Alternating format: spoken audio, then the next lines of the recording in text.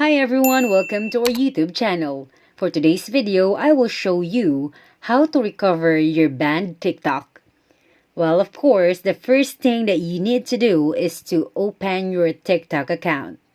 And then, go to Profile and tap the three horizontal lines at the right side or at the right corner. And then, click Settings and Privacy.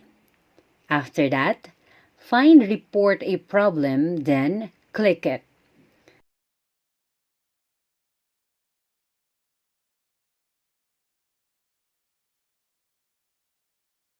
After that, again, find Account and Profile and then click it.